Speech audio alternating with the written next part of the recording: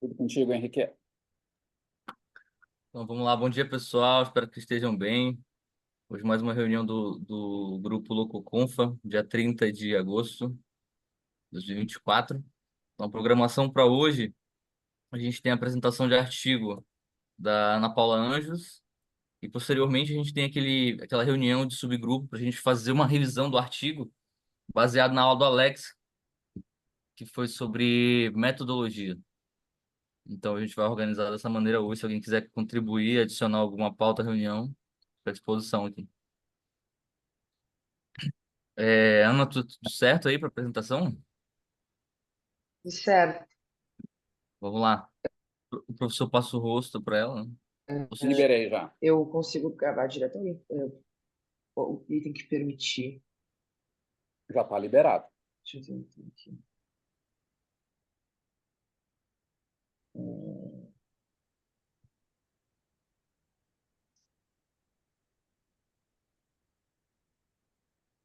Meu Deus, eu não sei se eu lembro como é que eu faço isso. Como é O que botão eu... verde, né? Ali no meio tem share, compartilhar. Ah, é verdade. Perdão. Não, nada. Aí depois tenta botar a tela toda, alguma coisa assim. Acho que dá para Default. fazer assim. Estão vendo tranquilo? Está carregando. Abriu. Aí tem que botar o modo de apresentação. Uhum. Aqui. Feito. Tudo certo? Tudo certo. Tá. Então, gente, eu vou... Estou na fala, no caso, bolsista de ciência da Flávia. Eu vou fazer a apresentação do artigo que tem a autora principal, Marcela, mas tem todo mundo aqui do grupo, enfim, como participantes. E o nome do artigo é Ajustes Posturais e Biomecânica durante a iniciação da marcha e negociação de obstáculos, a comparação entre pacientes entre doença de Parkinson, rigidez cinética e hipercinética. Em relação ao sumário, então, tem a introdução, materiais e métodos, resultado, discussão e conclusão. Então, a doença de Parkinson é uma doença crônica e progressiva do sistema nervoso central, que afeta o comportamento motor, e a gente tem subtipos da doença, né? Então, os acinéticos rígidos, que têm essa predominância de rigidez e bradicinesia, e os hipercinéticos com predominância de tremores. Esses subtipos, eles levam a diferentes cursos e prognósticos clínicos. Quando a gente fala de marcha e doença de Parkinson, a gente já tem na literatura que pessoas com doença de Parkinson têm uma diminuição de ajustes posturais antecipatórios e compensatórios, uma diminuição de comprimento de passada e uma diminuição da oscilação vertical e do centro de pressão. Também a gente tem um aumento da fase postural. Pensando na marcha, mas agora com a negociação de obstáculos, não é algo que a gente tem tanta abrangência na literatura, mas é uma habilidade que se relaciona à marcha e que, de forma mais executada, ela pode ser ligada a um aumento de risco de quedas. Pensando nisso, o objetivo do artigo foi analisar e comparar ajustes posturais e parâmetros biomecânicos relacionados ao início da marcha e à negociação de obstáculos em pessoas com doença de Parkinson dividido em subtipos de acinéticos rígidos e hipercinéticos. Em relação à metodologia, a gente teve uma amostra de 33 sujeitos, que foi dividida entre acinéticos rígidos, sendo eles 16, e hipercinéticos 17, com sujeitos com maiores de 50 anos, menores de 50 anos, com uma doença de Parkinson idiopática, linear de 1 a 3, e com tratamento medicamentoso em dia. E esses grupos foram divididos em acinéticos rígidos e hipercinéticos a partir do PDRS, na parte 3 ali do PDRS. Como é que foi feito? Foi feito os acinéticos rígidos, foi pego os itens 18, 19, 22, 27, 28, 29, 30 e 31, e dividido por 12, que são os números de subitens únicos incluídos, e os hipercinéticos foi pego os itens 20 e 21, divididos por 7, que são números de subitens únicos incluídos nesses itens. Aí, quando a pessoa tinha uma pontuação, o dobro da pontuação para os acinéticos rígidos, a gente foi colocado eles nessa classificação, e o contrário para os hipercinéticos. Foram usadas as escalas de Montreal, Roniar, FES1, TC10 e o teste TC10 e o Time and Go, e a gente usou o MG, plataforma de força, para dados cinéticos, e o Vicon para dados cinemáticos. Os músculos que foram colocados no MG foi longuíssimo, que é o eretor da espinha, o oblíquo interno, glúteo médio, reto femoral, bíceps femoral, tibial anterior e gastrocnêmio medial. Em relação ao protocolo da caminhada, o sujeito ele foi instruído a permanecer parado na plataforma de força, então começar o movimento da caminhada pela passarela. E em questão aos obstáculos, né, a negociação de obstáculos foi a mesma coisa, mas eles iam recomeçar a caminhada na plataforma de força com um obstáculo de 10 centímetros de altura na frente do indivíduo. E os dados de MG eles foram colocados do lado mais afetado durante o primeiro passo contralateral, então foi visto o perna de apoio. Os dados, as variáveis cinéticas foram avaliadas por meio do pico de força vertical e deslocamento do centro do centro de pressão anteroposterior e médio lateral durante os períodos de APA e CPA. Então, ali a gente vê na imagem que os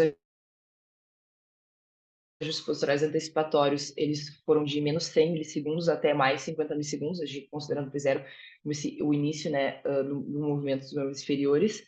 E os ajustes posturais compensatórios foram de mais 50 milissegundos até mais 200 milissegundos. Aqui, o Vicon foi usado para adquirir e reconstruir os dados cinemáticos, e as variáveis angulares foram a amplitude de movimento do quadril, joelho e tornozelo no primeiro passo de cada teste. E tamanho de comprimento anteroposterior, altura, oscilação vertical e a largura do comprimento médio lateral do primeiro passo, além do tempo de apoio simples e duplo. Eu também coloquei a foto do processamento, exatamente dizendo o que significa cada uma das variáveis, para ficar um pouco mais claro, assim. Relação estatística, os dados são apresentados em médias descritivas, utilizados médias de padrão e erro padrão para medições contínuas. Os dados categóricos são apresentados como frequência e porcentagem relativa, e a normalidade e homogeneidade foi verificada pelo Shapiro e Kedevani. Para comparação entre os grupos, um teste 1 de Mann-Whitney para dados não paramétricos e para dados com distribuição não normal. Para variáveis com distribuição normal, foi um teste T para amostras independentes, e a correlação entre os desfechos avaliados e os parâmetros clínicos foi o coeficiente de correlação produto-momento de Pearson, e o tamanho de efeito S foi calculado usando o G de Higgs, e adotou um nível de significância de A igual a 0,05. Aqui eu botei os resultados todos nas tabelas, que eu achei que ficou mais fácil de visualizar, mais simples, enfim. Então, a gente teve uma estatística significativamente, né, estatística significativa, né, diferença para o tempo de suporte simples, que foi maior para os hipercinéticos, e o tempo de suporte duplo foi maior para os acinéticos rígidos. E em relação ao tamanho do primeiro passo e à altura do primeiro passo, a gente tem maior para os hipercinéticos. E a correlação teve uma correlação negativa pequena entre a ADM de tornozelo e o time up and go. Esses resultados primeiros todos foram da parte da inicialização, né, da marcha, não dos obstáculos ainda. Também a gente na verdade não teve diferença entre os grupos nos resultados cinéticos, a gente só teve correlações, né? Então uma correlação negativa e moderada entre o time up and go e a oscilação, né, do centro de pressão médio lateral durante os ajustes posturais compensatórios, uma correlação pequena positiva entre a força de pico vertical e a VAS durante também os ajustes posturais compensatórios. Em relação ao MG, a gente teve uma maior ativação ali do oblíquo interno para os hipercinéticos, e a gente não teve nenhuma correlação. Agora, pensando na caminhada com os obstáculos, a gente teve uma diferença significativa para o tamanho, para o comprimento, né? Na verdade, a altura, desculpa, de primeiro passo, sendo os hipercinéticos maiores, e também uma amplitude de movimento de quadril maior para os hipercinéticos também. E duas correlações, sendo uma pequena correlação negativa entre a altura do primeiro passo e o score do FES1, e uma pequena correlação positiva entre o FES1 e a amplitude de movimento do tornozelo.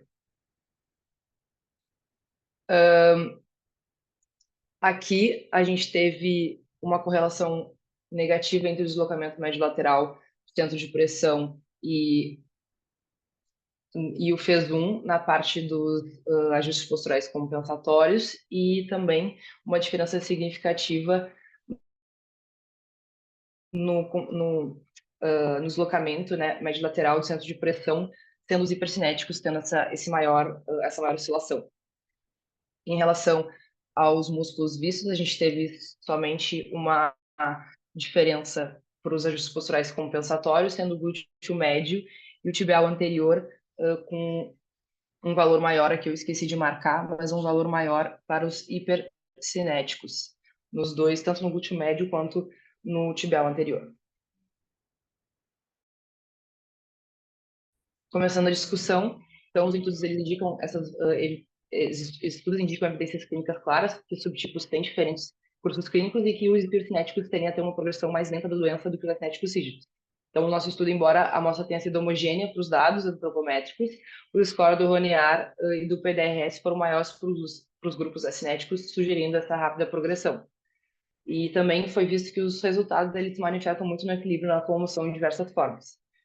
Todos eles investigaram a APA no início da marcha de pacientes com doença de Parkinson, com e sem congelamento dessa marcha no tempo off da medicação, e foi mostrado que pacientes com histórico de congelamento da APA, com histórico de congelamento, têm um APA médio lateral e posterior inferiores em comparação com indivíduos sem história, especialmente uma situação de dupla tarefa.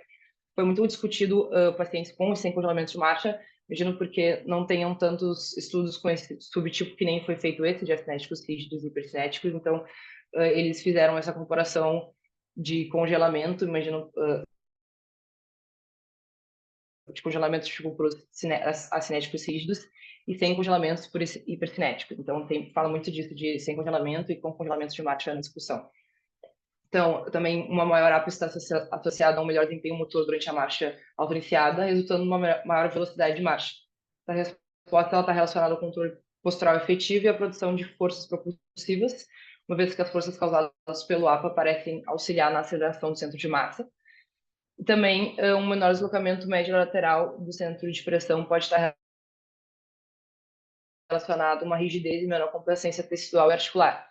Vai corroborar com os achados, uma vez que foi observada uma correlação negativa entre o deslocamento médio lateral da APA e do centro de pressão e o teste time up and go. Então, quanto menor o deslocamento do centro de pressão, maior o tempo necessário para a realização do teste. Aqui, fazendo uma comparação em relação ao início da marcha, os acinéticos rígidos têm um período mais curto de apoio simples e um período mais longo de duplo apoio. E Okada et al., em 2011, viu que sujeitos com doença de Parkinson com congelamento de marcha, eles tiveram períodos mais longos de duplo apoio do que aqueles sem congelamento de marcha. Então, os acinéticos rígidos têm um menor tamanho de passo e também menor altura de passo que os hipercinéticos. Em relação à negociação de obstáculos, o acinéticos rígidos apresentou essa menor atividade de MG no músculo oblíquo interno contralateral, no apoio, no tempo de APA do que os hipercinéticos. Os acinéticos rígidos apresentou uma menor atividade de MG no tempo de TPA dos músculos glúteo médio e tibial anterior. Então, essa diferença no apoio simples e duplo podem no apoio simples e duplo e os músculos ativadores, né, eles podem, os músculos estabilizadores podem sugerir que as pessoas com doença de Parkinson acinético rígido têm menor estabilidade dinâmica do que os hipercinéticos. Então, a atividade do gastrocnêmio ela vai ser acompanhada pelo esse aumento da atividade fásica do tibial anterior no primeiro passo para controlar os deslocamentos do centro de massa para trás.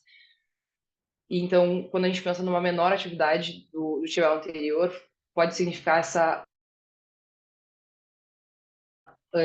uma atividade insuficiente para controlar esses deslocamentos do centro de massa posterior e, consequentemente, essa tendência de cair para trás. Então, essa menor atividade do grupos acinéticos rígidos, ela pode incorrer em maior déficit no controle de equilíbrio no primeiro passo, quando a gente compara com os hipercinéticos. Também os abdutores de quadril, eles atuam no controle do movimento lateral do centro de massa e do mecanismo de carga e descarga durante a fase de apoio da marcha. Então, considerando os resultados, a menor atividade do glúteo médio no grupo dos acinéticos rígidos durante essa negociação de obstáculos e também correndo um menor déficit de controle postural e no desempenho da tarefa quando a gente faz quem é relata também uma capacidade reduzida de modular o deslocamento mais lateral, principalmente dos músculos de quadril. Então, também corrobora com os nossos resultados que deu menor ação do glutinédio antes da negociação de sintomas do PDRS e do estagiamento com RNA. Então, esses resultados dos nossos estudos indicam que a compreensão do comportamento motor de sujeitos com doença de Parkinson ela deve ser explorada com mais detalhes em cada subgrupo para compreender melhor o comportamento do motor e porque é uma chave importante para o manejo clínico e prescrição de exercícios que devem buscar minimizar esse impacto específico de cada subgrupo.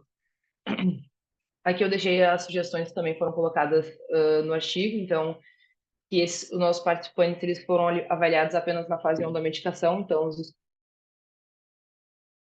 estudos, seria legal estudos como este em participantes com a doença de Parkinson na fase, enfim, nativa da medicação, que os participantes foram classificados entre 1 e 3 para a escala do RNA, então, doença de Parkinson leve a moderada, e futuros estudos devem investigar esses parâmetros em grupos mais homogêneos. Novos estudos que investiguem alternativos posturais na realização de outras tarefas diárias, comparando sujeitos com diferentes manifestações clínicas e sintomas, e ensaios clínicos que visem avaliar os efeitos de diferentes intervenções e estímulos sobre os parâmetros avaliados e estudos transversais que investigam os efeitos agudos da intervenção. Como fim na conclusão, que os indivíduos com doença de Parkinson acinético rígido têm os ajustes posturais antecipatórios e compensatórios prejudicados durante as tarefas de iniciação da marcha e negociação de obstáculos quando comparados ao grupo dos hipercinéticos. Menor aceleração e menor ativação muscular nos músculos posturais parecem afetar os parâmetros biomecânicos da marcha e a mobilidade funcional da doença de Parkinson, e que esses resultados eles ajudam a compreender as diferenças no controle motor apresentado de acordo com a manifestação clínica de pessoas com doença de Parkinson, sugerindo um subtipo de doença, sugerindo um subtipo da doença deve ser considerado na prática clínica. E é isso. Foi. Não fiz o slide final de agradecimento, esqueci dessa parte. Obrigado pela apresentação, Ana. Vamos deixar aberto esse momento aqui para os colegas fazerem a contribuição. Bom, eu vou começar rápido aqui, gente. Eu já passo a palavra depois para a Marcela, Flávia e companhia. Parabéns, Ana, pela apresentação, bem legal. Eu achei muito boa os slides, assim. Acho que tinha um pouquinho mais de informação, por exemplo, esse da conclusão, tem que tentar trabalhar sempre no sentido de criar mais tópico do que texto, né? É uma boa estratégia, porque eu vi que tu ficou ligado, assim, conseguiu passar informação, porque estava ali, né, bastante. Só que dá para ser um pouquinho mais em tópico ainda. Mas não era nada demais, né, que era texto completo, mas dá para ser mais ainda, com tópicos, né? E até porque tem aquele problema, né? Quando a gente tem muito texto, a gente acaba grudado no texto, assim, até a nossa fala fica ligada a isso, e às vezes até é uma pegadinha para o apresentador, tá? Mas estava muito bom, o visual gostei, bem organizado, o artigo achei legal também, aí depois a Marcela vai confirmar, a Flávia, mas eu achei que a mensagem está dada, assim, acho que é um aspecto muito legal, a gente tem que lembrar que o Parkinson tem essa característica muito forte de ter desordens de movimento para o hipo e para o hipercinético, né? Então, é um mundo de alterações, que é o que eu falo da educação física com a fisioterapia. Quando a gente pensa em fisioterapia, é como se todos os princípios de treinamento e variabilidade fosse elevado ao cubo, assim, né? E isso só reforça a necessidade de individualizar, etc. E o caso do Parkinson é o que a gente está aprendendo. Estou falando só óbvio, assim, né? Mas acho que é legal a gente lembrar disso. Eu queria trazer para vocês como discussão, e aí fica em aberto, não só tu, Ana, precisa responder, mas fica aberto também para o pessoal que está estudando direto isso, que é nas sugestões de estudos futuros ali, eu achei incrível a questão que a gente também vive discutindo isso há anos, que é a fase on, fase off, né? A gente tem muito das repercussões dos subgrupos funcionais, elas são muito mais fortes quando é a fase off, né? Fase on reduz, né? Embora tenha as diferenças, tanto é que a gente viu aqui também nesse estudo, mas é um campo, acho que muito legal da gente discutir. O que eu queria era tirar dúvida com os experts dessa área, para saber o quanto isso realmente é forte. Isso que eu acabei de dizer, olha, quando a gente for analisar o off, um dia que a gente for analisar a fase off, o que a gente vai esperar? A gente vai esperar essas desordens de movimento muito aumentadas, inclusive com muito mais diferença nisso que a gente já está encontrando aqui, ou não é bem assim, as diferenças, assim, elas não são tão grandes, né? A levodopas, a medicina que se usa, ela não é capaz de alterar tanto, assim. Então, eu queria lançar só isso como ideias para o futuro, do que a gente esperaria para o off, né?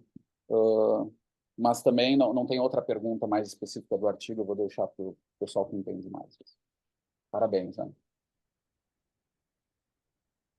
Obrigada.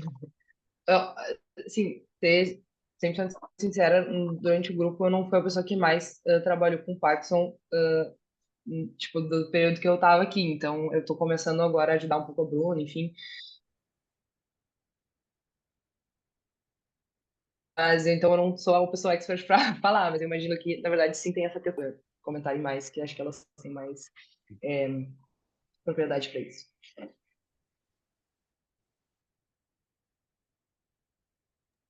Vamos dar a palavra para a Celinha, para a autora principal, e aí depois eu falo, ou quem mais quiser.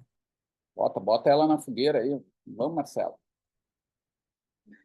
Deixa eu tentar aqui, tá meio barulhento. Bom Tu tá dia, na pessoal. firma? Onde é que tu tá? Tu tá na firma? na Tá firma. encaixada a firma? Tô, Tá na firma. tô aqui, ó, tô trabalhando. Então, primeiramente, né, bom dia, pessoal. Parabéns, Ana, pela apresentação. Acho que ficou bem claro, assim, é um artigo com bastante informação, né? A gente conversou um pouco aquele dia, assim, então ele não é muito claro de trazer as informações, até quando eu lembro quando teve a minha defesa lá, que eu fiz um ensaio com a Flávia Contarta, inclusive a gente teve um pouco de dificuldade ali de organizar a apresentação dos resultados, porque era muita coisa para a gente passar de um jeito que a mensagem final, assim, ficasse clara, né, então, porque era muito dado, realmente, então, acho que acabou ficando bem claro, assim, ficou boa a apresentação. Também pensei ali no que a Tarta disse, a questão dos tópicos. Achei legal a hora que tu organizou ali as colunas, né, falando das diferenças e depois ali a mensagem da correlação clínica, né? Então, acho que assim fica um pouquinho mais claro da gente, porque senão a gente está te ouvindo, mas às vezes fica ali lendo o texto junto, né? Acaba se perdendo um pouco nas informações. Mas acho que a explicação ficou bem clara. Com relação, primeiro, né, a pergunta do Tarta, em alguns casos, sim, varia bastante na questão do off, né? A gente tem pacientes que a questão ali da flutuação dos sintomas fica mais evidente, né? Então, começa a aparecer, por exemplo, no caso dos hipercinéticos, mais os movimentos involuntários, né? As discinesias, às vezes, ficam um pouco mais evidentes, mas eu vejo muito forte a questão do período off nos pacientes rígidos, né? Então, que é quando começa a aparecer mais a rigidez, mais o freezing, por exemplo, né? Às vezes está mais... Às vezes o paciente, ele se transforma ali no período on e no período off, né? Então, eu lembro que nas nossas coletas, por exemplo, a gente tinha pacientes que tinham, né, freezing, tinham mais rigidez, mas a gente coletou realmente tudo no período on, né, nesse estudo, e a gente não teve nenhum caso, por exemplo, ali, tanto no na negociação de obstáculos, quando no primeiro passo a gente não teve nenhum caso de congelamento, de freezing, né, no período on, mas eram pacientes que a gente ia acompanhando nas aulas, acompanhando em outras avaliações, a gente sabia que acontecia, né? Então, talvez a gente investigando no período off essas evidências que a gente achou ali de diferença entre os rígidos cinéticos e os hipercinéticos, talvez ficassem ainda mais evidentes, né? Talvez a gente tivesse achado coisas, por exemplo, ali nos dados cinéticos, né, que não apareceu tanta diferença nos dados eletromiográficos mesmo ali. A gente não fez análise ali de co-contração também, né, que teria sido interessante. Então, eu acredito que sim, assim, principalmente nesse estudo, a gente olhando para os APAs e para os CPAs ali, eu acredito que a gente teria diferença mais evidente, assim, olhando para o off. Não sei, Flávia, se quer complementar essa parte.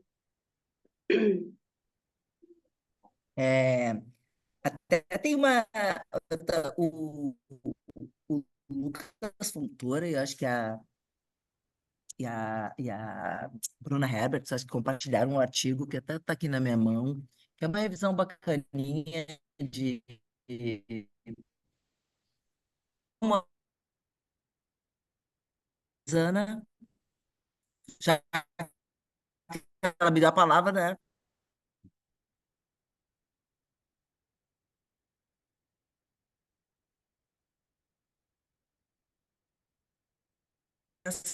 Ela.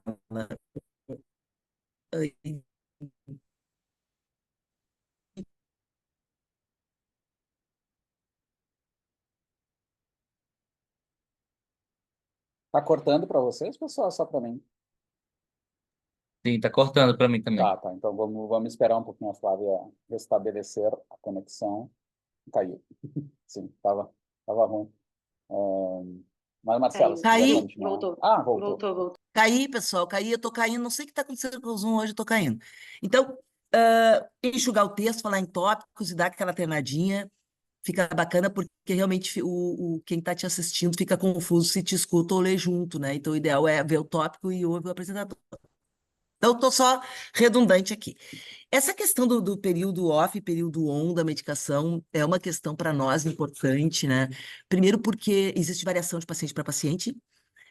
Quanto tempo a levodopa atua, algumas horas ali com o paciente, isso vai diminuindo, né? Então, um dos grandes problemas do manejo médico do Parkinson são dois. A alquimia, né, de colocar essa medicação na dose certa e no período certo para aquele paciente. Geralmente, o médico tem que ser econômico para começar com essa medicação, por causa do efeito rebote da medicação, que provoca, como a própria Sela falou, mais movimento involuntário, mais discinesia e distonia. Então, a questão do período off, por exemplo, para nós, e é uma dúvida nossa também, quando a gente vê na locomoção com o paciente, quando a gente utiliza o mecanismo de locomoção, a gente precisa de dopamina, né? Então, a gente acaba depletando a dopamina do paciente, utilizando a dopamina do paciente durante o treinamento. Então, isso também, para nós, numa certa medida, é uma alquimia, né? Mas a gente não trabalha individualmente com o paciente, a gente trabalha com um grupo lá na Nórdica ou na água. Então, o paciente chegou, cada um tomou a sua medicação no seu horário e vai ter as flutuações. Então, eu acho que para pesquisas mecanísticas como as nossas, né, seria interessante realmente a gente explorar um pouco mais como acontece o período off dos rígidos cinéticos e dos hipercinéticos. Mas acho que a gente poderia ter bastante pano para manga para essa discussão. O que acontece com esse paciente? É down regulation de receptor? Por que ele passa a ter o rebote? Então, ele tem, por exemplo, pesadelo como efeito colateral do levodopa, alucinação. Mas quais são as causas do efeito rebote? Como a gente poderia evitar esse agravamento? E como o nosso remédio, chamado exercício, ele conversa com a medicação que o médico prescreve. Não quero me estender, mas eu acho que essas perguntas do Tata a gente pode até desenvolver em próximos encontros, são muito interessantes. E eu acho que o artigo da Cela também foi muito pioneiro nesse aspecto, né? De estudar o ajuste postural com negociação de obstáculo, nos subtipos. E isso convidou o nosso grupo a olhar a partir dali para os dois subtipos, mas a gente não está sendo muito fiel a essa. Tchau, Lucão. A esse nosso convite que a Sala fez, né, no trabalho dela. A gente parou de ver os subtipos e a gente está convidando aí, né, Bruna Herbert e próximos pesquisadores a jogar esse olhar do nosso manejo dos nossos testes com os subtipos. Acho que isso foi muito legal, é uma das grandes sacadas desse artigo, né? Desculpa, me estendi.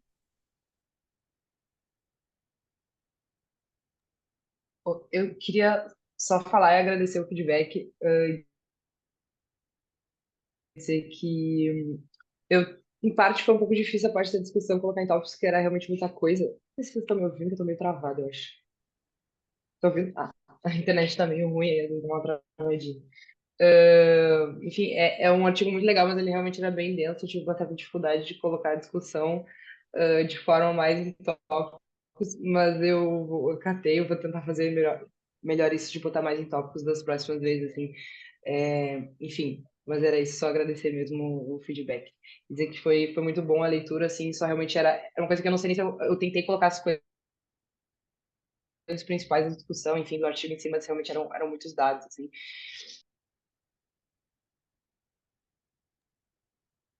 Então, aproveitar a oportunidade para fazer umas contribuições aqui também para a apresentação da Ana. Parabéns, Ana, novamente.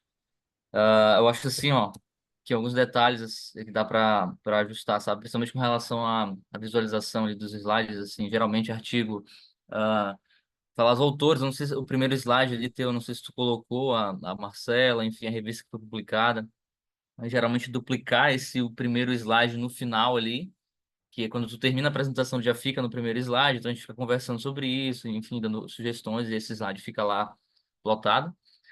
Primeiro ponto é esse, isso. Eu poderia duplicar ele e colocar lá no final. Ah, e aí tu falou um pouco rápido, né? Eu acho que por conta do tempo, eu fiz aqui o registro.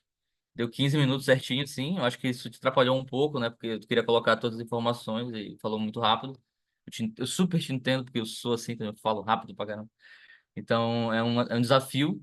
E uma estratégia para tentar reduzir a quantidade de informação e adequar nesse período de tempo, é tentar reduzir as informações na introdução e na metodologia tentar desenhar o setup, assim, tu consegue organizar isso num slide, assim, tu desenha o setup da Marcela, que ela fez a coleta, mais ou menos, assim, e aí tu fala tudo, assim, não precisa colocar texto, tenta botar desenhos e tudo, fica até mais interessante para quem está assistindo. E dos resultados, colocar apenas os que foram significativos, né, mostra, igual tu fez ali, basicamente, né, só que sem texto, assim, tipo, tu coloca a tabela, o gráfico e coloca onde foi significativo e deu, assim. Então vai gastar mais tempo na discussão e conclusão. Ahn, Aí uma perguntinha pro final aqui, porque eu realmente não sei, então para aprendizado, essa pergunta, se eu não souber, enfim, a Marcela tá aí, e a Amanda Chuva, a Flávia também tá, então não tem perigo de não estar respondida essa pergunta. O que são os acinéticos e hipercinéticos? Que sempre foi uma dificuldade para mim entender. Eu vou falar de novo que assim, eu não tenho uma grande experiência assim, nisso, mas acho que seria mais essa parte de que tem essa predominância ali. Eu até nessa parte eu coloquei no início exatamente o que cada item significava, só que não ia dar para ia ficar muito grande, ficar meio feio. Mas eu botei ali mas a predominância de rigidez e pradicinesia para os acinéticos rígidos e essa predominância de tremores para os hipercinéticos. Eu sei que os cinéticos rígidos têm mais o freezing, pelo que conversei um pouco para a Bruna. Mas, de novo, eu acho que a Marcela fala mais embasamento.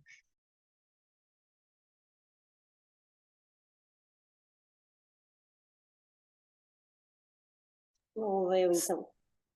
Mas é mais ou menos por aí, Ana. Na verdade, é uma diferenciação principalmente de sintomatologia clínica, né? Tem estudos que já mostram também diferenciação ali de áreas, né, cerebrais afetadas, tudo, mas ainda são estudos um pouco mais iniciais também, mas falando em sintomatologia, é isso, né? A gente observa que, na verdade, tem uma variabilidade muito grande de sintomas. E aí a nossa ideia também de entrar, né, nesse estudo, porque a gente via que os estudos no geral colocavam todo mundo, né, com doença de Parkinson no mesmo bolo, né, ali no mesmo saco, né, de gato, assim. E a ideia justamente era a gente compreender as diferenças entre sintomas, né, e principalmente indo ali ao encontro nos nossos objetivos do PPT Parkinson na época, e entender também as intervenções, né, de que forma cada intervenção poderia ser mais eficaz para cada tipo de sintomas. Então, voltando à pergunta, né, então seria isso, né, hipercinético, né, seria aqueles com movimentos involuntários, com o tremor, né, onde a gente tem aí, né, o aumento, né, desse movimento. E os rígidos acinéticos eram aqueles pacientes com predominância de rigidez, de diminuição de movimento, né, aqueles mais bradicinéticos, pacientes com mais freezing, mais sintomatologia de congelamento, né, inclusive esse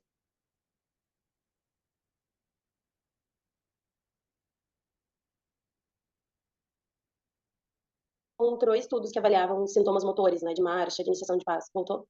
Então, não somente para marcha e movimento, né, porque quando a gente fez o estudo, a gente não encontrou estudos que investigavam marcha, não investigavam sintomas motores. Então, inclusive, são sintomas que entram ali na parte de fono, né, de deglutição, de fala, de mímica facial, né, então são vários sintomas, né, que se aplicam nesses dois grupos.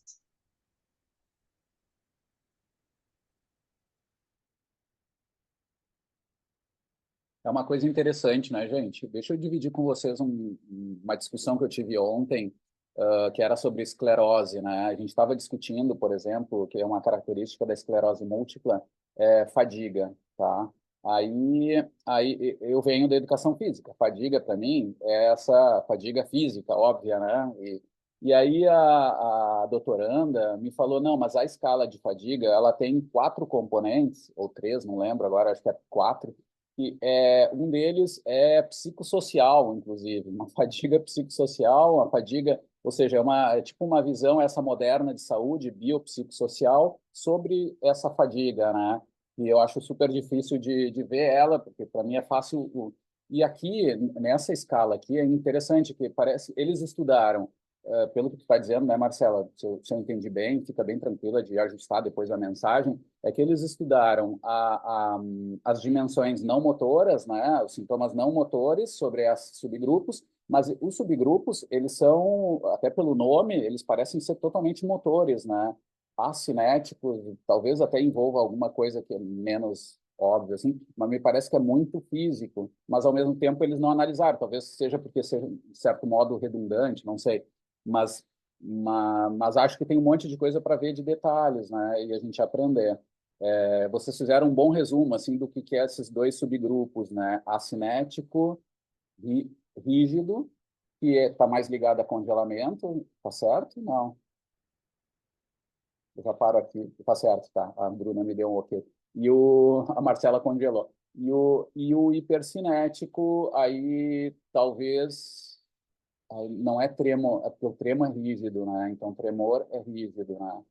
O hipercinético é hipercinesia, né? É o que treme, é o que treme Ah, mesmo, não, é isso o que aí. treme, tá, é o que treme, sim, também, tá, entendi. Ah, legal. Tá, mas eu queria trazer para vocês essa ideia também, que essa divisão de subgrupos, ela também envolve aspectos não motores, que é o que a Marcela falou. Achei legal isso, porque em outras áreas também está se estudando isso de uma forma ampla, que eu não tinha, por ignorância, por ser menos, mas acho que é legal também dividir isso.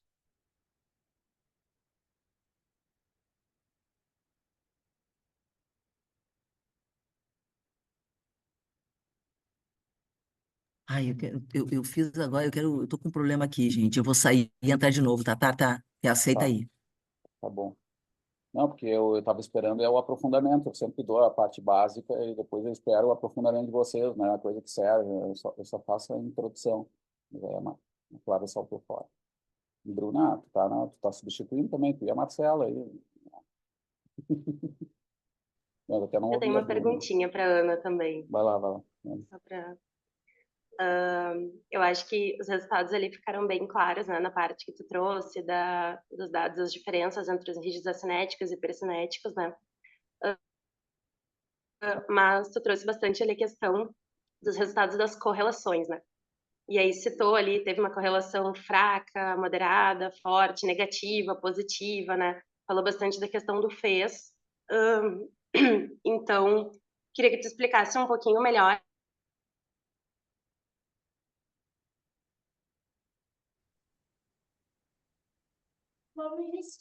isso, assim, se pra ti ficou clara essa parte em relação. Deixa eu ver se eu travei. Voltei? Travei? Tu travou bem na Explicar um hora pouquinho que mais tu a foi questão. falar. Isso, vai, Um Raquel. pouquinho, eu não ouvi. Não entendi.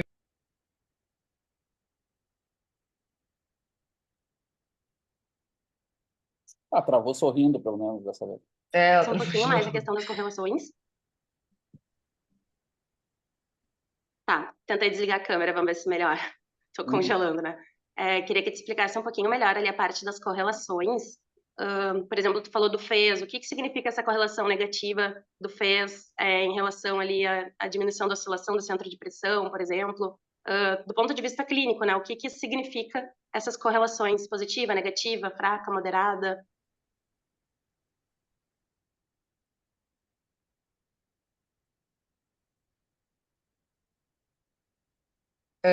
Então, eu sei que a correlação, então, tipo, negativa, um aumenta, o outro diminui, né? A correlação positiva é que os aumentos juntos diminuem juntos. Então, eu imagino que, pelo que eu entendi, tem muito a ver com, tu perguntou mais de um específico? Eu me perdi É que eu travei, né? um pouco, Pode porque a ser. internet também tá Não, ruim. ela falou do FES com... com o que mesmo? O centro de pressão, né? Acho que sim. Eu não sei exatamente onde ele está, mas imagino, entendo que seja em que a relação que eu comentei ele também na discussão pela questão da oscilação do centro de pressão tem a ver com a questão da diminuição, aumento da probabilidade do risco de queda no idoso, né? Então, sei que o FES é uma escala disso, né, em relação à queda, então, por esse aumento, né, agora eu esqueci exatamente Tá, mas qual é olha correlação só, negativa entre eu o vou ir me deslocamento médio metendo. lateral, né? Eu lembro de uma coisa, Ana, desculpa te interromper, mas o FES, Não, tranquilo. então, é aquele de risco de quedas, né? Que o Regis vive dizendo que, na verdade, é de preocupação de quedas, né? Que é como a pessoa se percebe sobre o risco de queda, ou seja, é uma preocupação de queda, segundo o Regis. Depois, Flávio, se quiser entrar, para ajustar isso. E, por exemplo, se correlacionou negativamente com a altura do primeiro passo, né? O Step 8, né, ali que tu mostrou antes, que deu menos 0,45, se não me engano. First Step 8, né? Então, a altura, né? O clearance, digamos assim, aquela ideia de se elevar. Então, pessoas que estavam mais preocupadas com queda tinham menos essa altura. Eles vão um pouquinho mais rasteiro nesse primeiro passo, né?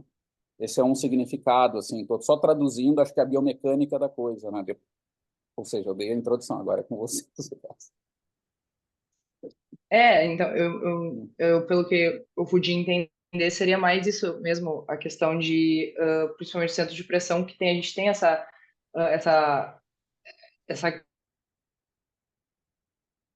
correlação, lateral, enfim, deu. imagino que por esse tipo de... Isso, exato. Então, pela essa questão da preocupação do risco de queda mesmo, enfim, eu imagino e tinha entendido nessa correlação. Tem essa parte da discussão que comenta sobre também a questão do MG, né, que a gente tem essa atividade do gastrocnêmio, tibial lateral, que explica essa questão de controlar o deslocamento do centro de massa. Na verdade, o médio lateral seria pelos abdutores de quadril, né, enfim. Então, imagino que seja também se enquadre junto com essa tipo de correlação da atividade também.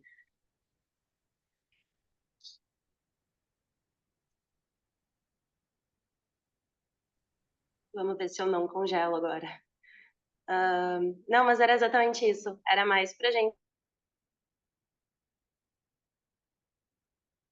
nos dados. Tá difícil. Para a gente entender, né? Porque quando a gente olha, por exemplo, por uma análise de correlação num estudo, né? Para a gente conseguir além desse... uma correlação negativa, positiva, fraca, moderada, né? Porque a ideia do nosso estudo foi justamente fazer a correlação a partir dos nossos resultados para conseguir fazer a relação desses resultados com a parte clínica, né? Trazer uma parte clínica, por exemplo, relacionar nossos resultados com a preocupação em cair, com a mobilidade funcional, por isso, né? Correlacionar com o TUG. Então, a gente entender, por exemplo, se significativamente a gente tinha essa relação de quem levantava menos o pé acabava tendo uma maior preocupação em cair ou acabava tendo uma menor mobilidade, né, ali funcional, avaliada pelo TUG, né? Então a ideia era mais a gente fazer essa retomada para ficar um pouquinho mais clara essa relação clínica daqueles achados, né? Então, mas a explicação era essa mesmo. Só aproveitando para entender. Vai lá, vai lá. Então, a correlação negativa da altura do pé, por exemplo, quer dizer que o pé está mais baixo? Eleva menos, Correlação né? Primeiro passo. negativa, isso. As duas variáveis, elas se manifestam de formas opostas. Então, por exemplo, o FES, quanto maior a pontuação do FES, pior o resultado, né? Maior a preocupação em cair. Então, significa que quanto menor a altura do passo, maior a preocupação em cair. Eles estão se direcionando, né, em medidas opostas. Se fosse positiva, enquanto um é maior, o outro é maior. Capite. Isso aí. Pessoal, uma dica boa. Do TUG, né? Assim. Isso. Uma dica boa assim para a Ana, eu acho que para todo mundo, que acho que na hora de escrever o artigo também, o aluno às vezes erra, tá? Vou dizer assim, que é a dica que acho que a Marcela está falando, uma coisa em geral assim que é importante, é que quando a gente apresenta os resultados, a gente tem que ser muito coerente com aquilo que a gente mediu, né? Com os métodos. Quando a gente vai para a discussão, a gente tem que interpretar aqueles resultados, né? E tem que falar em conceitos, né? Então, a gente tem que falar em amplitude de movimento, a gente tem que falar sobre... Aí tem os termos que a Flávia vai saber melhor dizer, né? Mas tá me rindo isso, amplitude de movimento, talvez oscilação corporal, coisas que vão refletir mais conceitos, que para mim é limitado, porque eu sou muito biomecânico, então vai me vir coisas, mas certamente vocês vão ainda usar outros termos que são mais, que tem mais aplicação no controle motor, né? E isso tem que ser traduzido, tem que ter esse cuidado para não ficar, porque senão muitas vezes a discussão ela fica quase que uma repetição de resultados, né? Fica lá resumindo um monte de resultado e não, você tem que transformar em conceito. Essa é uma boa dica que acho que a Marcela já tentou fazer contigo, né, Ana? De tentar interpretar isso também.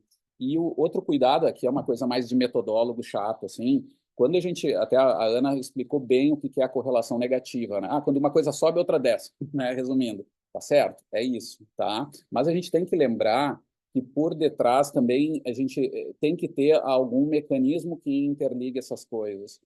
Até para a gente para fazer o que a Marcela estava tentando fazer com a Ana, né? Resumindo, né? Tentando não só dizer, ó, uma coisa aumenta, outra diminui. Foi o que eu traduzi até em palavras um pouquinho mais elegantes, mas eu também não fui avante. Aí precisa ter o conceito mais forte, né? O que significam ter oscilações do corpo, amplitudes de movimentos assim menores nas pessoas que tinham mais risco, né? E aí a Marcela já foi dando uma fala nesse sentido, entendeu, Ana? Esse é o desafio do artigo. É o desafio para quem escreve, já direto, porque a Marcela passou por isso, né, direto, eu e a Flávia passamos, né, na hora de escrever, e quem traduz, quem vai apresentar, é importante fazer isso também, que isso ajuda na hora da discussão, não fica uma coisa repetitiva, dá aquele avanço dos conceitos, né? Que também é difícil para um aluno no início, né, gente? Ou quem não é da área tanto assim como eu, né? Que pega na trave, né, cara? Tá inspirado hoje. Ana, posso fazer uma pergunta aqui, ou uma provocação, como dizia um colega? O estudo, Claro, ele- pode. vamos lá. Então, o estudo, ele mediu quais variáveis, tá? Quais variáveis os desfechos estudados e como eles conversam com o tal APA e CPA. Queria que tu refletisse conosco aqui sobre a montagem do setup, a escolha dos instrumentos de medida e como eles conversam com esse objeto de pesquisa, que era entender os APAs e CPAs. Como é que tu interpretou isso na tua leitura e apresentação?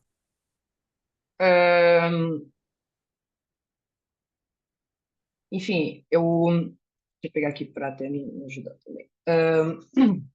Eu acho que, em relação, a gente já discutiu essa parte do centro de pressão, que eu sei que é importante para uma oscilação, para oscilação de equilíbrio, né? Então, acho que pensando na verdade, nas divisões, né? Então, o artigo todo mostrou que os rígidos acinéticos, né, eles têm essa progressão, um aumento mais rápido, talvez, assim, da doença, da gravidade, por essa, talvez, diminuição das ativações musculares. Pera, deixa eu retomar, peraí.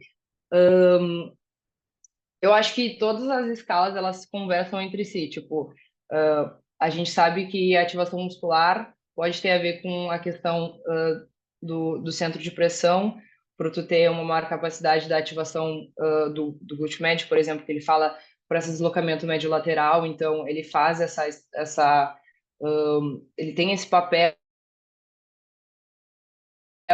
durante o momento que tu está num apoio só, ou a região estabilizadora com o oblíquo interno, que é a parte abdominal que tem essa capacidade de estabilização do corpo. Então, acho que essa parte do MG com os dados da plataforma de força ajudam a gente a se conversam entre si, que um faz sentido com o outro quando a gente pensa nas oscilações e nas ativações musculares. E as escalas, a gente pode ter essa relação tanto que o Time upon Goal, a gente pode ver a velocidade, né, de quão rápido ele faz aquele percurso. Então, acho que até as escalas elas podem se, e o TC10 também, na verdade, né? Enfim, acho que até as escalas elas conversam entre si, porque imagino que quando um idoso, quando o pessoal do doença de Parkinson tem maior medo de queda, ele vai ter essa diminuição dessa velocidade, né, de marcha, enfim. Então, o Roniar, enfim, o Montreal também para a questão da gente conseguir ver qual o nível, né, da doença da pessoa. Acho que é uma coisa importante nesses estudos para a caracterização da amostra, mas eu acho que todos os dados entre si, eles se conversam para a gente conseguir interligar as coisas, né, interligar os fatos e entender um pouco melhor como vai afetar o indivíduo no dia a dia dele, né? Então, eu acho que tudo para mim fez sentido ali do que foi pego, do que foi visto, para a gente conseguir entender também a questão da diferença da doença. Então, como os acinéticos rígidos, eles vão ter essas menores ativações, e com que a gente viu pelo MG, e com isso ele vai ter essa diminuição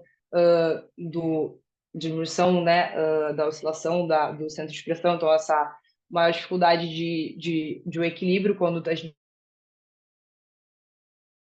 tem algum tipo de ou né, na negociação de obstáculos, quando tem que fazer, quando o primeiro passo a gente tem tipo essa dificuldade, né, tem que aumentar o passo. Então eu acho que tudo se combinou assim para a gente conseguir entender melhor, né, entender conversar, né, fazer essa ligação entre por que a gente tem essa diminuição, né, do centro de pressão que a gente viu pela plataforma de força, que o MG, por que a gente vai ter essa diminuição, esse aumento do grupo muscular sendo ativado naquele momento. Então, eu entendi assim que todas as ferramentas utilizadas assim fizeram sentido para a gente ter essa noção maior do indivíduo, assim, do sujeito. Obrigada, Ana. Posso fazer aqui um comentário? Acho que tu foi bem aí na tua resposta, sobretudo porque tu não trabalha nessa área, né? Mas acho que uma coisa importante é que assim, o trabalho da Cela foi tão hercúleo, né? Porque isso aí é um pedacinho mínimo do que ela fez, porque ela fez intervenção, né? Foi um trabalho comparativo. E uma das coisas que eu quero ver se o Tarta me ajuda a lembrar é assim, ó, muita gente que estuda APA, ajuste antecipatório, ajuste postural, só toca uma variável cinética e às vezes uma cinemática, mas não uma neuromuscular. Porque de tudo que a Cela mediu aí, a eletromiografia com certeza é o mais complexo. Primeiro, porque são centenas de músculos no corpo, eles se integram, as contrações podem ser muito fásicas, e um ajuste postural ele pode ser a inibição ou a excitação de um músculo, ou ambos inibem um ou excita o outro. Então, é um saco de gato para o pesquisador analisar. Ela foi lá e destacou resultados que conversavam com a parte clínica e tudo mais. E aí eu quero lembrar, porque muitos de vocês vão fazer eletromiografia no trabalho de vocês, como o estudo, né? Então, eu gostaria de louvar e trazer assim, o valor desse estudo, porque teve intervenção, teve um monte de parâmetros clínicos funcionais, e ela pegou um pedacinho disso para fazer um trabalho que foi pioneiro em algum aspecto. E eu quero lembrar o Tarta, quero ver se ele me ajuda a lembrar, que a Elren também usou eletromiografia no estudo do Parkinson, e que foi talvez a maior dificuldade, não foi só a Elren, mas é que a Elren foi uma das primeiras, foi a maior dificuldade dela na hora de lidar com os dados. Primeiro, porque tem que ter um raciocínio biomecânico precioso para compreender o primeiro passo, qual é o papel do APA, um obstáculo, para onde vai o centro de massa, como é que vai ser essa reação, tudo em milissegundos. Então, eu preciso dar o valor a esse dado e a essas variáveis, porque a maior parte dos pesquisadores nem colocam, e se colocam, botam 1 ou 2 músculos. E eu quero convidar o Tato para fazer essa reflexão, porque eu me lembro que com a Elren, a gente teve um problemaço para lidar com esses dados eletromiográficos que eram lá no início do estudo, tá? Eu emendei um assunto aqui para dar a palavra para quem quiser falar. Não, deu isso mesmo, Flávia, só para complementar, só que o da Elren não tinha APAs, né? Não tinha essa análise era marcha, né? E só que o problema era esse, os padrões que se afirmam, que acontecem na marcha e tal, são muito complicados, né? Porque, na real, as desordens são para os dois lados. Então, quando a gente foi ver dinamicamente, a gente foi fazer as análises on-off, né? Dos timing de ativação, digamos, durante o ciclo de passo, era uma complicação, porque dava muita variabilidade, né? E hoje a gente está descobrindo que provavelmente é também por causa dos subgrupos funcionais, né? Então, a gente estava aprendendo também junto, e chamava atenção. Depois a gente começou a perceber que provavelmente os estudos mais antigos, iniciais, deviam pegar padrões de Parkinson específicos, homogêneos, talvez, né? Que daí apareciam coisas mais simples, né? Mas a coisa era... E uma das soluções era essa que a gente foi vendo, foi descobrindo com a Marcela, né? Dos subgrupos, né? Mas foi uma dificuldade mesmo de entender times de ativação, nem falar de quantidade de ativação, coisas mais complexas, né? Era só o timing, o on-off que a gente chamava, né? E a Flávia chama bonito lá de orquestração muscular, que era difícil de encontrar o padrão, realmente. E fora, né, Tarta? E a Bruna mesmo estava revisitando os dados, dá uns desvio padrão que dá até vergonha. Que isso? Dá uns desvio padrão desse tamanho, maior que o histograma. Que isso, cara? Então a gente também fica muito confuso, tem muita dificuldade de lidar com os dados, porque não é bolinho. Eletromiografia não é bolinho, e ainda em Parkinson, e ainda em APA, em Parkinson. E esse passo que a Elren bateu ali é o que a Marcela está tentando resolver agora nos estudos do doutorado, né? Que aí é a marcha mesmo, padrões de ativação durante a marcha com subgrupos funcionais, né? Eu não sei, até, Marcela, se tu tem alguma coisa para nos adiantar, assim. Por exemplo, eu lembro do que a gente tirou do artigo de revisão, é que, sim, por exemplo, o padrão de ativação, a quantidade de ativação, ela reduz, assim, quando deve ativar alto, por exemplo, gastrocnêmia é o forte propulsor à frente, ele ativa na segunda metade do contato, né? E ativa alto. Só que no Parkinson, o que acontece é uma coativação maior, né? E não é tão sinalizado essa onda alta, né? Ele reduz essa ativação onde deveria ser alta e ela aumenta onde deveria ser baixa, né? Então fica mais uma ativação contínua mais próxima disso, né? Que dá essa coativação alta com o tibial anterior. Só que eu não sei o quanto isso pode ser, talvez, no acinético, seja maior, menor. Não sei se tem alguma coisa para nos adiantar, Marcelo, ou não. Ou ainda não é fácil de ver mesmo com subgrupo. Estou lembrando de Ainda não um é padrão, fácil, né, que mas é bem não é definido. fácil. Não é fácil, principalmente por causa de problema de coleta, né? A gente se empolgou um pouquinho na quantidade de músculos, né? Porque a gente não pode definir só 4, né? A gente não fica satisfeita com isso, né? Então a gente coletou 12 músculos, né? Na marcha na esteira, quando eu fiz. E por causa disso a gente usou, não era nem o MG sem fio, né? A gente teve que usar 3 miotool com fio. Então era aquele um monte de fio, o paciente na esteira, com ponto reflexivo, com o tremor na mão batendo no fio da coleta, né? Então a gente está com muito problema de sinal mesmo, né? Que até tô ali em contato, né? Tem que falar com o André, com o Lucas, para a gente tentar resolver alguma coisa ali de sinal. Mas era mais ou menos por essa, o que a gente tem visto era mais nessa linha do que o Tarek estava explicando mesmo, né? Principalmente os rígidos têm essa dificuldade ali de ativação e inibição entre agonistas e antagonistas, né, nas fases da marcha. Então, por exemplo, fica ali, que a Euren viu isso também, né, a gente tem uma co-contração de tibial anterior e gastrocnêmio, por exemplo, que não deveria acontecer, né, em algumas fases da marcha, onde a gente deveria ter inibição do tibial anterior para a gente conseguir fazer essa propulsão, né, mais adequada. Então é mais ou menos essa ideia, né, que a gente também quer ver outros músculos, né, junto com isso, ver ali a contração, por exemplo, dos oblíquos, ver, né, musculatura pélvica, de coluna, para também entender essa baixa oscilação, né, porque além da quantidade, né, da diminuição do comprimento de passo, a gente tem diminuição de oscilação de membros superiores, a gente tem diminuição de dissociação de cinturas, né, que são vários mecanismos que diminuem a eficiência da marcha também, né. Então, a ideia é entender, mas o que está nos dificultando, realmente, a gente sempre cai na barreira da eletromiografia, né? E de problema de coleta mesmo e de sinal, né, que a gente obtém. Então, é um instrumento que ainda nos causa aí bastante transtorno, né, na hora de analisar. Mas a ideia é justamente essa. Isso, tem gente que Aproveitar para Cela, falar. te pediu para enquanto o tu vai falar que a Tá. palavra é tua. Cela, eu tô tentando procurar uma foto do setup, aquela que tu tá com o leitão e ele cheio de fio, para eles verem o que é o setup do negócio, tá? Para ver o que espera. Desculpa, vê se tu consegue, eu tô tentando achar aqui também. Imagina, prof. Só para aproveitar e falar da Marcela ali, quando a gente fez a coleta do mestrado na PUC, a gente usou um sistema que eles têm que é wireless ali de eletromiografia, né? Então essa questão dos fios a gente não tem. A gente fez essa coleta dos músculos agonistas e antagonistas do membro inferior.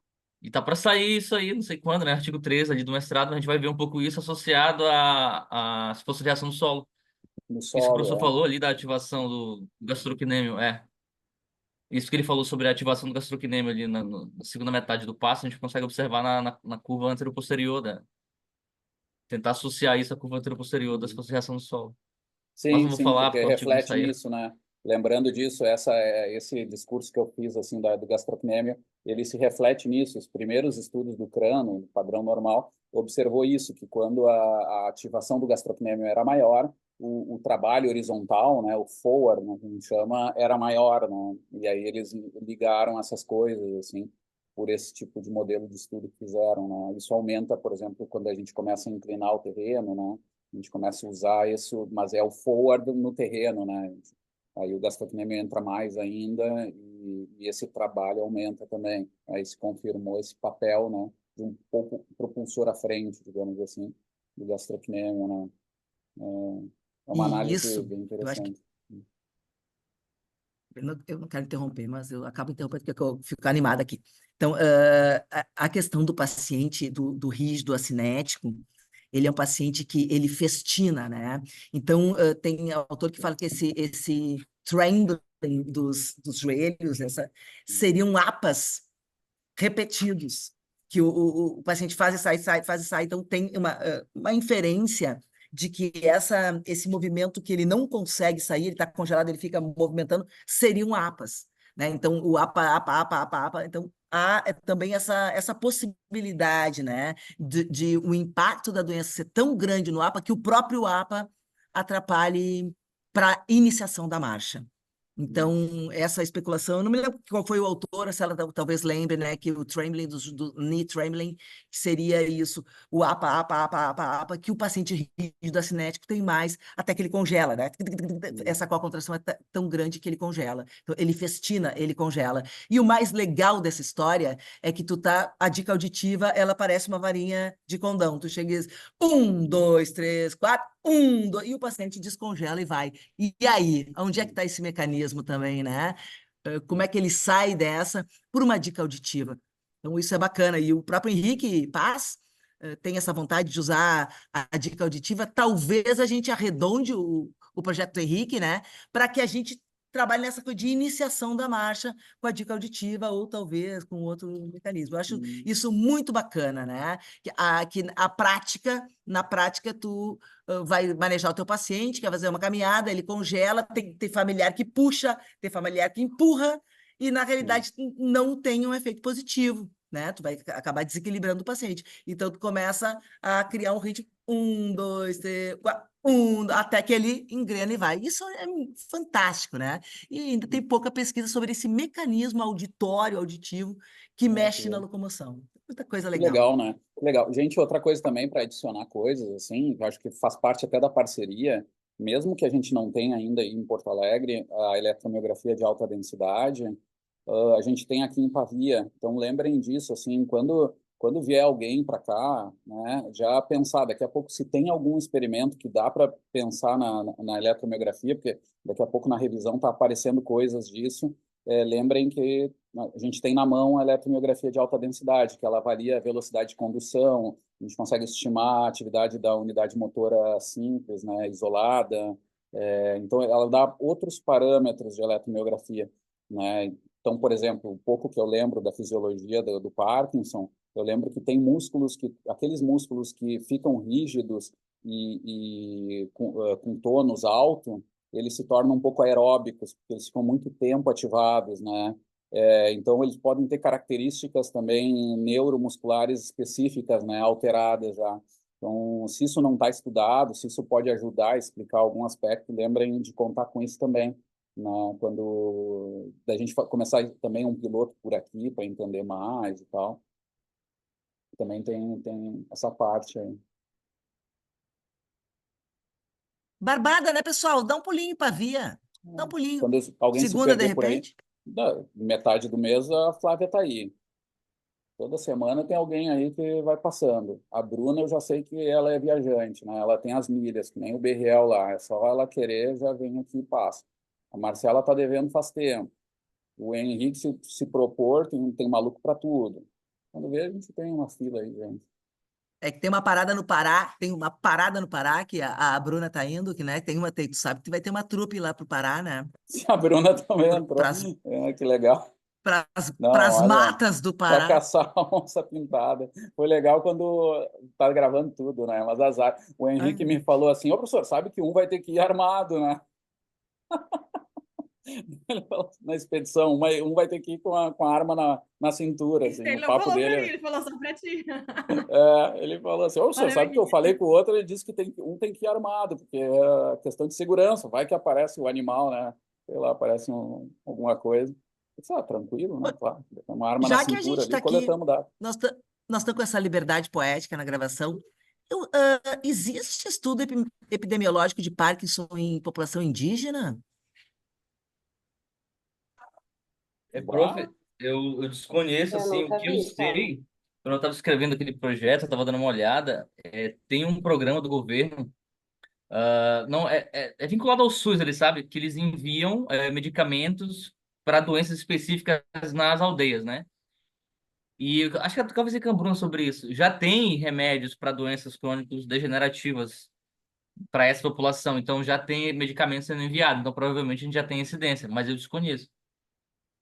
Não sei se a Marcela quer falar alguma coisa. É porque ela apareceu aqui. Enfim. E até saber se existe, como é que a pagelança lida com isso, né? Como é que seria? Aí agora começamos a viajar, né? É normal.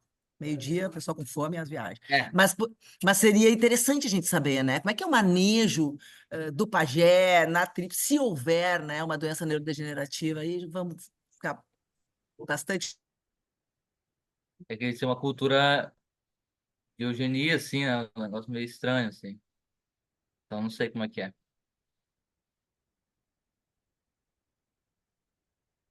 Olha, o André me mostrou hoje, gente. Tem um tema da Proceedings of the Royal Society, é uma das revistas mais importantes da área da biologia geral, onde eles abriram aqui, ó, comunidades indígenas também. Eu teria que dar uma olhada, sabe? Até de pensar em fazer essa expedição, vamos chamar assim, pensando em vários aspectos, até questionários mesmo relacionados a coisas que nos interessam, né? Mais específicas, talvez, que podem ter informações bem interessantes. A Flávia foi falando e eu lembrei disso que o André me mandou hoje mesmo. Eles estão abrindo, assim, isso aqui tem a cara do Henrique, né? André, Henrique, tu já tinha lido isso aqui? Não. Essa coisa Tá, eu vou te mandar o link, porque Não, manda o tem, link. submeter propostas, é até genérico, não é só de estudos indígenas, é até para o pessoal do terceiro mundo, país em desenvolvimento, a gente tem mais chance também aqui, eles abriram um pouquinho a guarda, né, baixaram a guarda.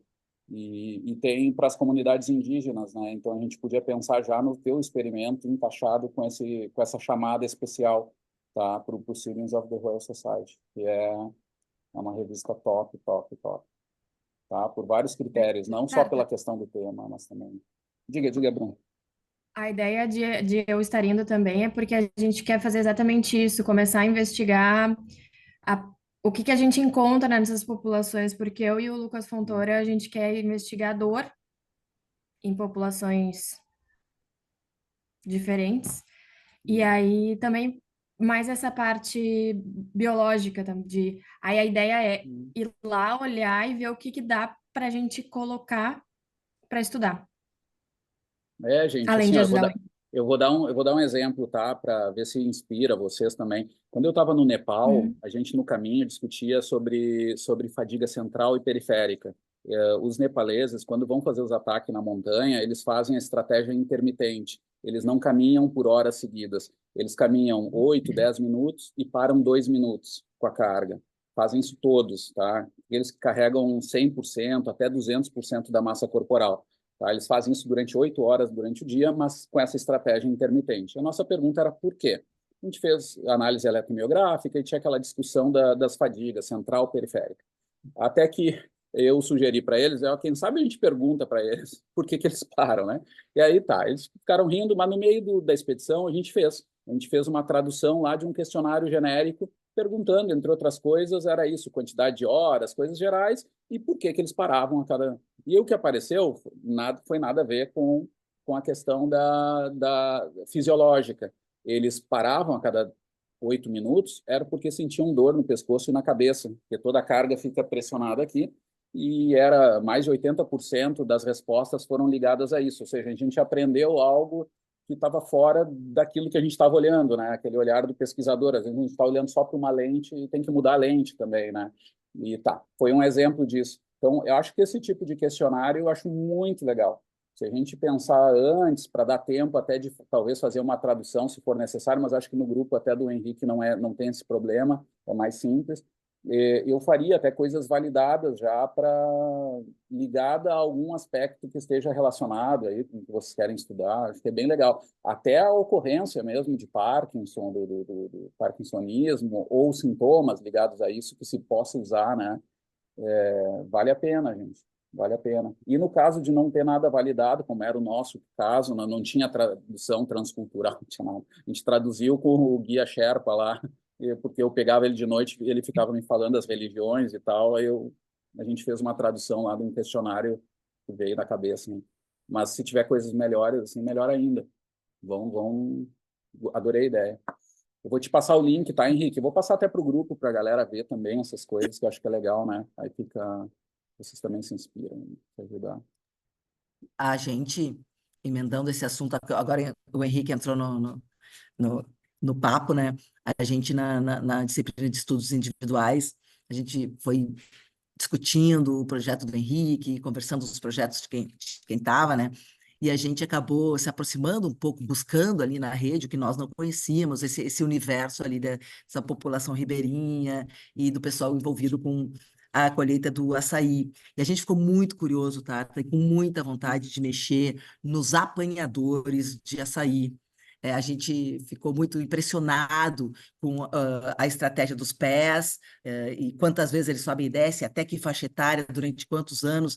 E uma das nossas conversas é que com essa coisa, o sucesso do açaí no mundo está ficando industrializado. O Henrique nos contava que já tem máquinas e tal. Então a gente ficou com uma ideia de que essa história dos apanhadores de açaí talvez acabe com o tempo, né? É que essa profissão inexista, talvez só para subsistência. E como a como foi o estratégia caso da borracha, né, gente? Vocês têm Exatamente. razão, é verdade. Então, como a estratégia de subida é muito interessante, eles fazem aquele arinho ali, né? E usam como uma pata traseira de um primata para subir, e fazem um pseudo-agachamento com flexão máxima e extensão. A gente ficou apaixonado por esse tema e com muita vontade de convidar o Henrique para ir além, né? Mas a gente não tem esse poder, né, Tarta?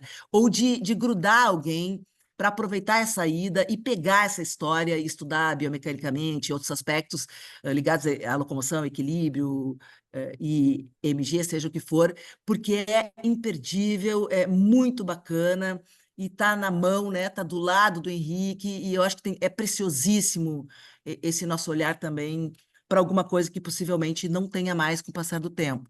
Então, eu não sei como é que o Henrique está administrando aquelas ideias, se ele já conversou contigo, mas a gente ficou com muita vontade desse olhar para o apanhador, para o carregador, para a dor e outras cositas mais.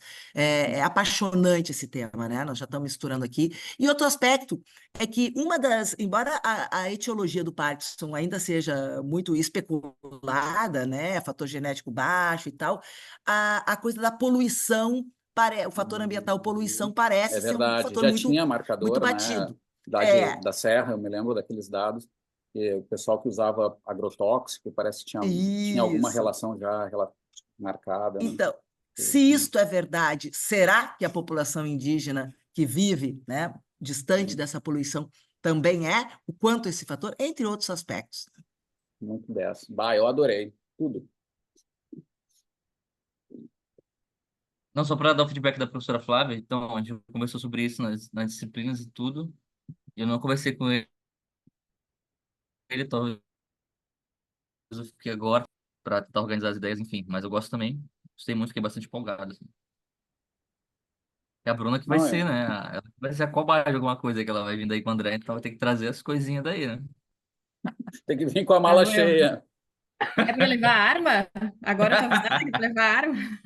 Só a arma que vai ser mais complicado, né?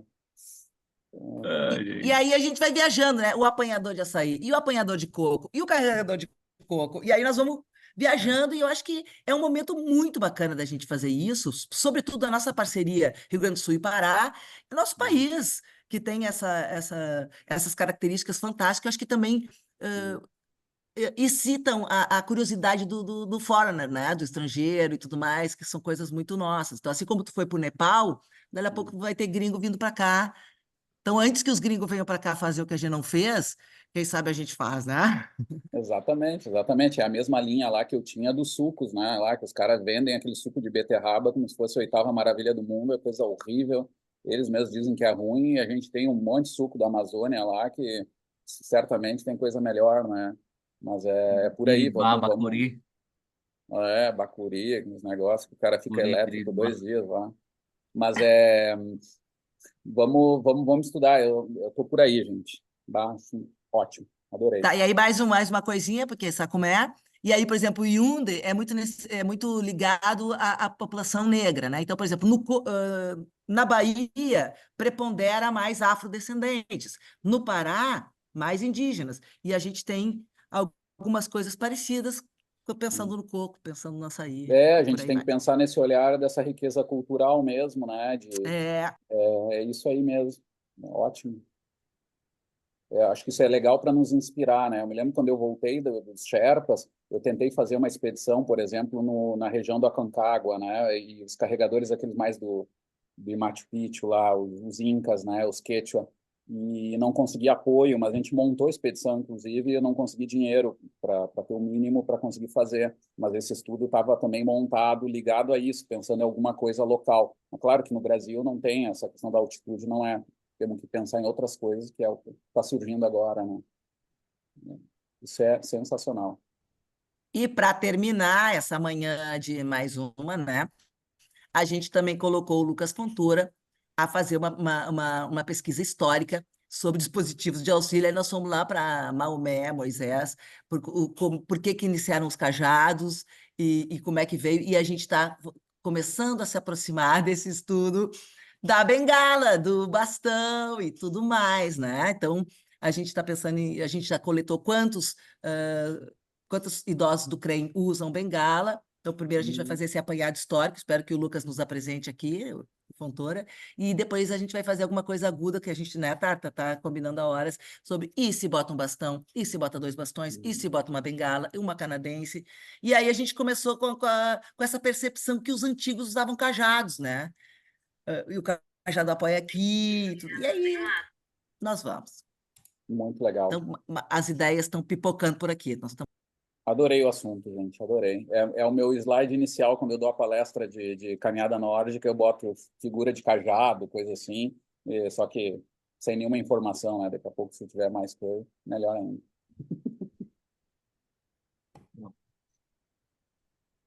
Feito, gente. Encerramos aí. O A coordenador apresentadora já foi até embora. ficou amor. O nosso quórum ficou bastante prejudicado agora, está com pouco. Eu adorei amanhã. Também, Adorei adorei. amanhã, gostei muito da manhã. Agradeço a todos aí pela participação. O prof. Flávio, aproveitar uma pergunta. O projeto que a gente tem que enviar da disciplina pode ser no teu e-mail ali? No flávia.arroba. Vou parar aí, Aham,